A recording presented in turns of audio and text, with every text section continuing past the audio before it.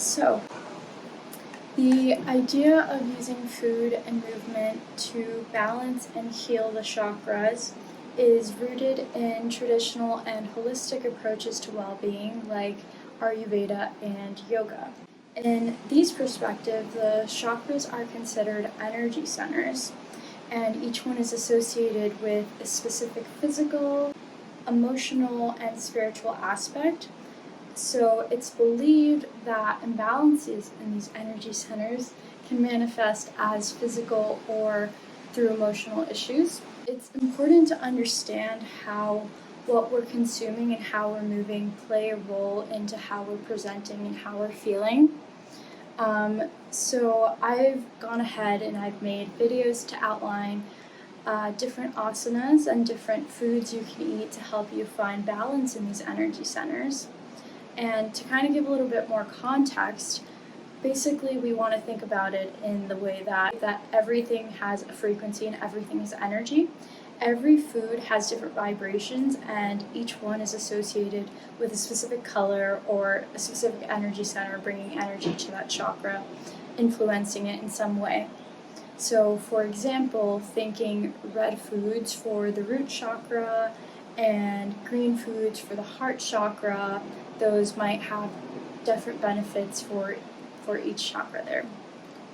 And not only that, but different foods also contain different nutritional values, right? So along with this are the yoga asanas or poses, and this is the idea that physical movement of a respective body part helps to stimulate or energize the corresponding chakras, and in turn helps to release stuck or blocked energy and promote balance for the overall well-being.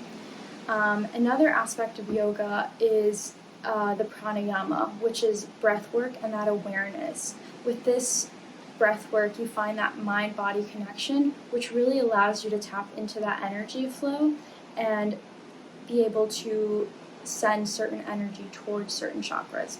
It's still important to note that with any wellness practice, there's still going to be a need for you to listen to your own body and consult with a healthcare professional when needed. These options are available for you to heal yourself inside out with your own energy, so explore them if you want to. There isn't really a downside to creating more mobility and eating for your body. Like I said, all of these foods have different nutritional values, different minerals, different vitamins, and they will all play a role in promoting that general overall health. The root chakra, Muladahara, is represented by the element of earth. It's located around the base of the spine, around the tailbone, and it's associated with feelings of safety, security, and grounding. Asanas that strengthen the connection to this energy center include the legs, feet, and pelvic floor. So some yoga poses that I'm showing here are mountain pose, warrior pose, and tree pose. Nutritionally, eating for this chakra includes a lot of root vegetables, so carrots, beets, potatoes, protein-rich foods like beans and lentils, red fruits like strawberries and cherries, and spices like ginger are also pretty good. When this chakra is balanced, you feel fully supported, connected to the physical world, and in a familiar, deep sense of belonging. When this is unbalanced, you can expect physical symptoms like problems with the immune system, fatigue, and adrenal imbalances. Some emotional indicators of imbalances are feelings of insecurity with basic needs, lack of grounding, and difficulty trusting others.